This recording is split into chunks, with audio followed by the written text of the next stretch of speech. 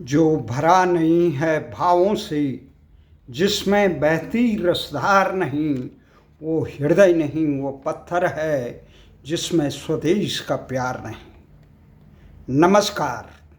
आज 30 जून की सायंकाल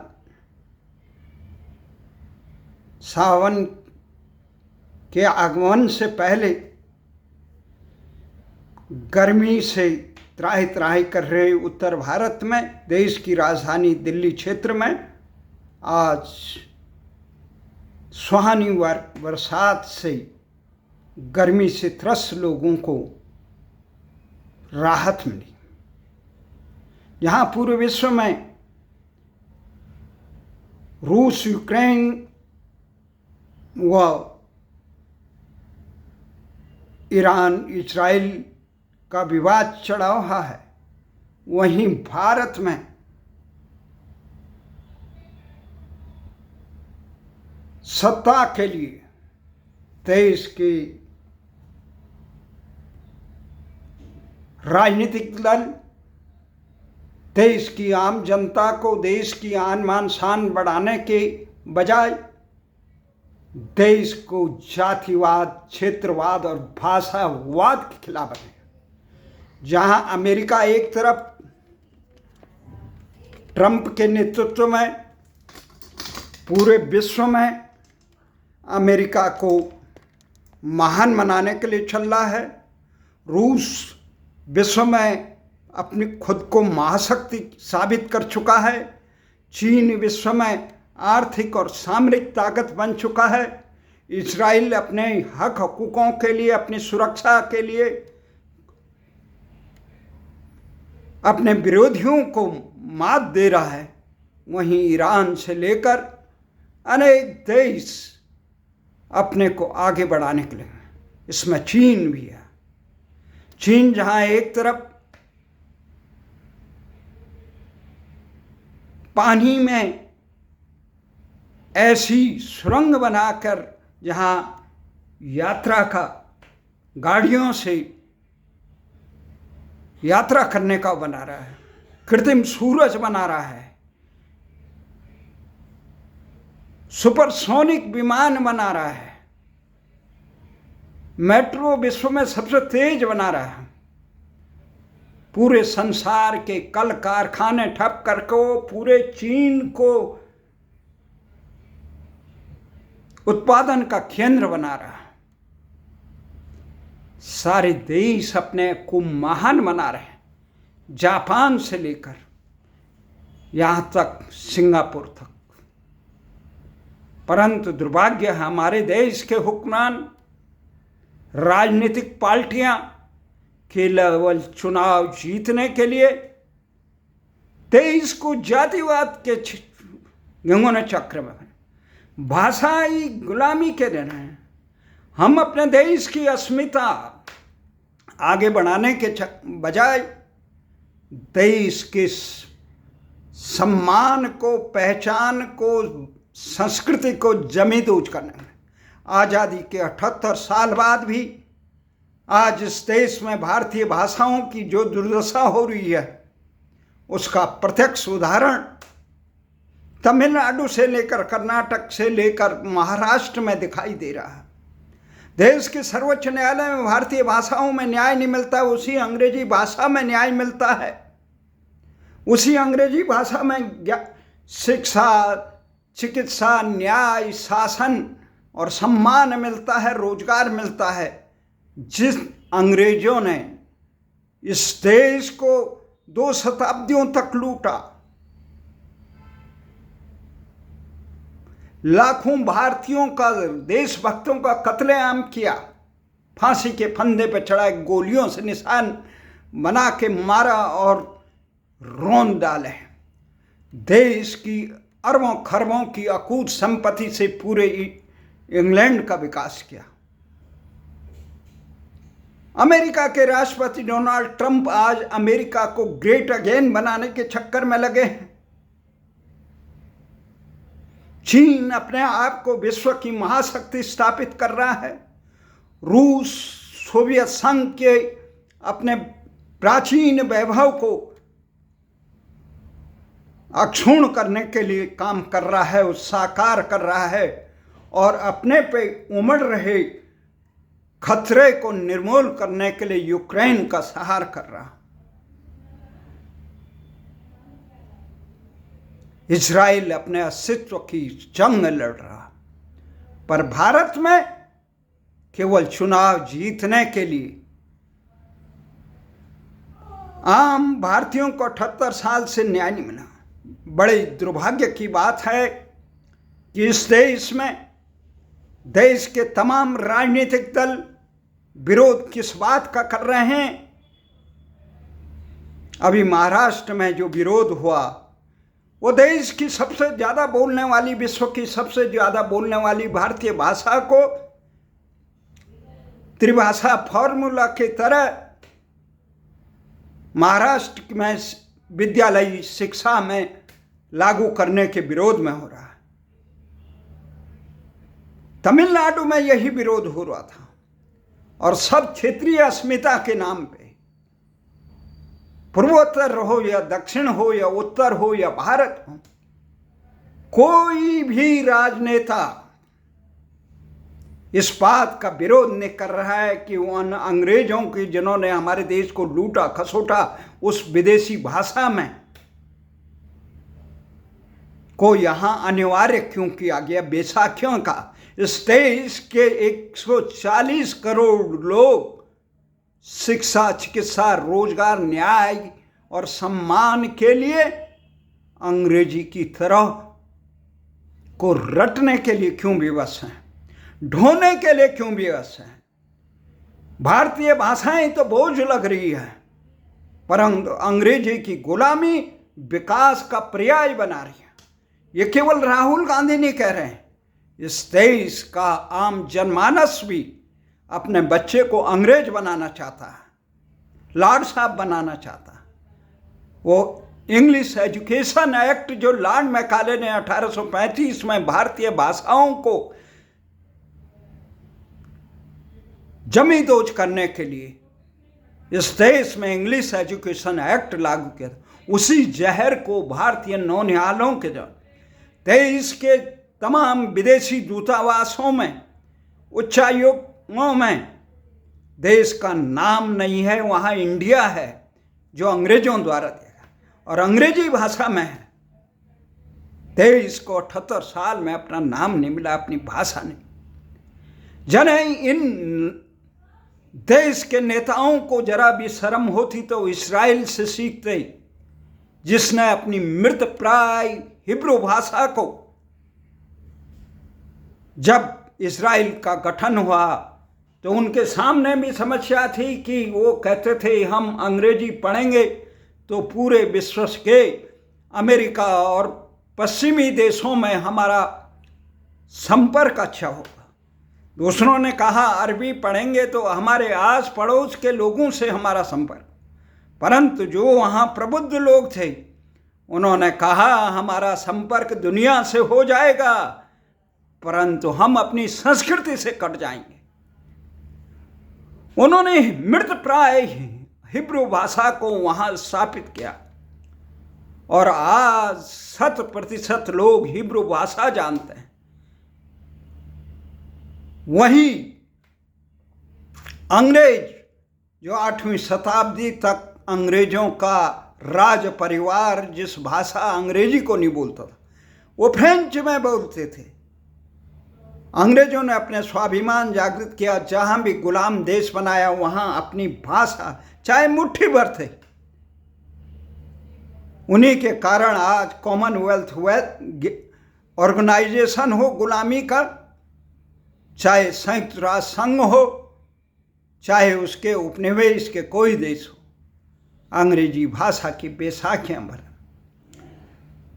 पर दुनिया के तमाम मुल्क अपनी भाषा में शिक्षा, रोजगार, न्याय देते हैं, पर भारत ऐसे। भारतीय भाषा आंदोलन जिसने संसद से लेकर सड़क तक इन गुलाम मानसिकता के लोगों को, हुक्मरानों को बेनकाब किया, धिक्कारा। संसद की चौखट से लेकर प्रधानमंत्री कार्यालय पे हमने कई बार ज्ञापन दिए, संसद की दीर्घा में लगाए, नारे भी लगाए। परंतु इस देश को इस प्रकार से देश के हुक्मरानों की उदासीनता से, जिसे क्या लम्हों की भूल ने सदियों की खता की। अगर जिस समय ये देश अंग्रेजों के हाथों से सत्ता भारतीयों के पास आई, अगर उस समय देश का नेतृत्व दिशावान होता, भविष्य दृष्टा होता, राष्ट्र के प्रति समर्पित होता, तो वो इस भाषा विवाद को समाप्त कर देता। परंतु दुर्भाग्य रहा कि देश की हुकूमत उन लोगों के पास आई जिनकी शिक्षा, चिकित्सा, जिनकी शिक्षा से लेकर परवरिश उन अंग्रेजों की तरह, लॉर्ड साहब की तरह थी, जो मानसिक रूप से अंग्रेज थे, जो लॉर्ड मैकाले के उस सपने को पूरा करते थे कि भारतीय भाषाओं को काट कर हम अंग्रेजी शिक्षा से शिक्षित दीक्षित यहाँ के लोगों को, वो शरीर से भले ही भारतीय लगेगा, मन से वो काले अंग्रेज होंगे, वो अंग्रेजी को और अंग्रेजों की संस्कृति को आत्मसात करेंगे, उसी के बने रहेंगे। इसीलिए अपनी गुलामी को यहाँ बनाए रखने के लिए उन्होंने, और आज़ादी के बाद वो काम कॉमनवेल्थ सचिवालय ने यहाँ तमाम देशों में धर्मांतरण और अन्य तरीके से किया गया। तो ये बड़ा दुर्भाग्य है कि आपको भारतीय भाषाओं का, हिंदी, संस्कृत, तमिल, तेलुगु, इनसे दूरी है। आप भारतीय भाषा नहीं पढ़ेंगे, जबकि वैज्ञानिक तथ्य है कि आप जितने भी नोबेल पुरस्कार मिले उनको अपनी मातृभाषा में, क्योंकि सृजन का जो काम होता मातृभाषा में होता।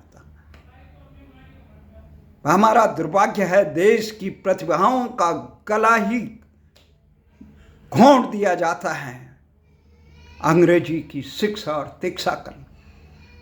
नकली सेंट, फेंट, टेंट स्कूल बनाए गए अंग्रेजी के नाम पर, उन पे हम अपने बच्चों को पढ़ाने के लिए विवश हैं, क्योंकि सरकारों ने रोजगार, न्याय, शिक्षा से लेकर, मानक शिक्षा से लेकर रोजगार, शासन और प्रतिष्ठा केवल अंग्रेजी की चरणों में ही बंधक बना रखी। भारतीय भाषाएं केवल हिंदी दिवस और मातृभाषा दिवस के नाम पर हिंदी और भारतीय भाषाओं को आपस में लड़ाया जाता है। हमारा तो ये भारतीय भाषा आंदोलन का मानना है कि जिस प्रांत की जो भाषा है उसमें शिक्षा, चिकित्सा, रोजगार, न्याय उसी प्रांत की भाषा में होनी चाहिए। एक भारतीय भाषाएं और पढ़नी चाहिए।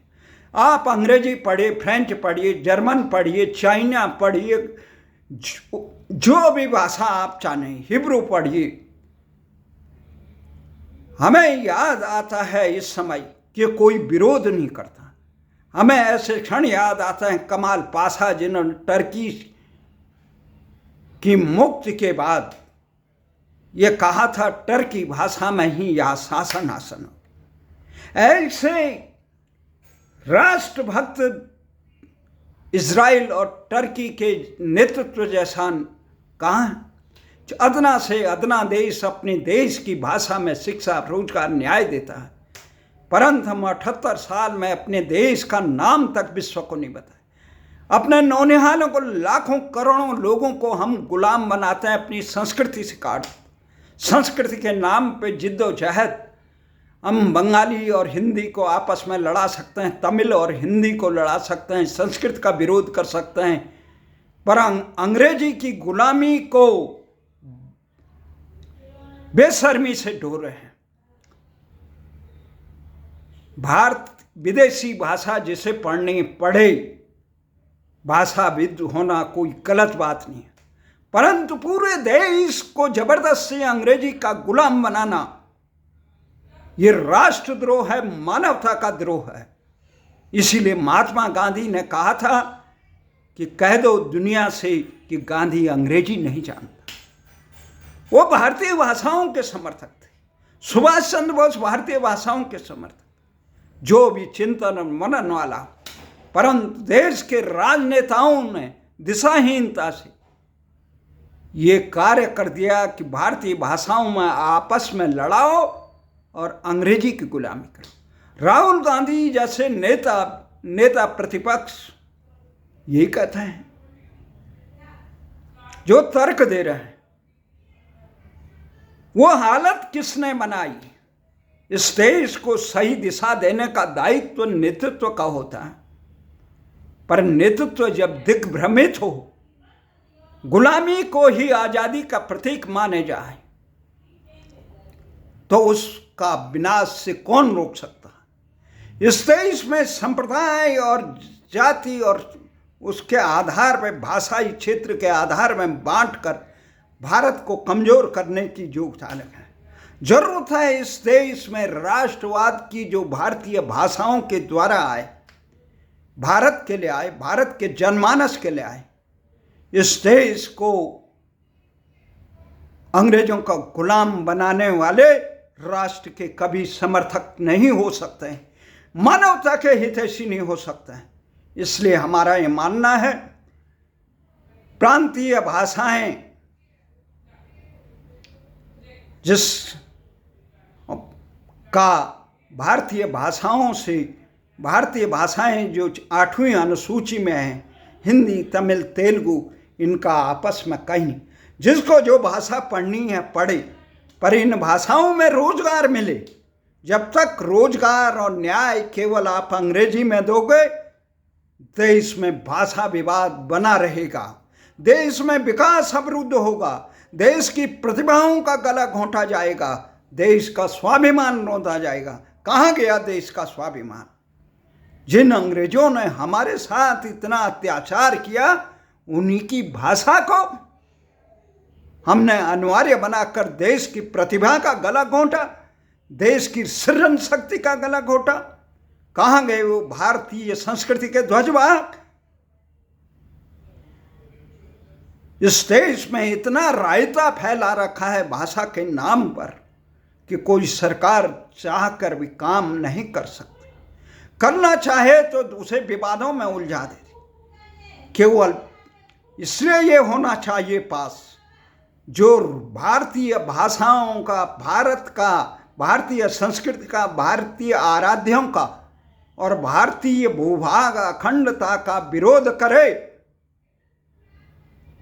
और जो भारत में विदेशी आक्रांताओं का समर्थक करे, उसको चुनाव लड़ने से प्रतिबंध लगाया जाए, उसकी संपत्ति से वंचित किया जाए, उसे आजीवन कारावास दिया जाए। और भारत की न्यायपालिका में व्यापक सुधार ले जाए। न्यायपालिका न्यायाधीशों की सुविधा के लिए नहीं, आम जनमानस की सुविधा के लिए। इसलिए हमारा ये मानना है, भाषा विवाद नहीं, ये जानबूझकर भारत की प्रगति को रोकने का एक षड्यंत्र है, विदेशी षड्यंत्र है। इसमें ये निहित स्वार्थ के राजनीतिक नेता इसमें सम्मिलित हैं। वो दलीय उससे संकुचित मानसिकता के, जिनका मकसद ही चुनाव जीतना और सत्ता की बंदर बांट करके देश के विकास के पैसे का अपनी अय्याशी में और अपने अकूत संपत्ति को अर्जित करना। इन सब को जो राजनीतिक लोग हैं, जो कानूनविद हैं, जो शासन प्रशासन में, इनको संपत्ति के अधिकार से वंचित करके इनको खाना पीना सारा चीज सुविधाएं सरकार दे, क्योंकि ये भ्रष्टाचार में इस प्रकार से लिप्त पूरा तंत्र हो गया है। और जो लोग इस प्रकार के द्वेष की बात करते हैं, उनके मतदान से लेकर चुनाव लड़ने के अधिकार पर प्रतिबंध लगाना चाहिए। जय हिंद, जय भारत।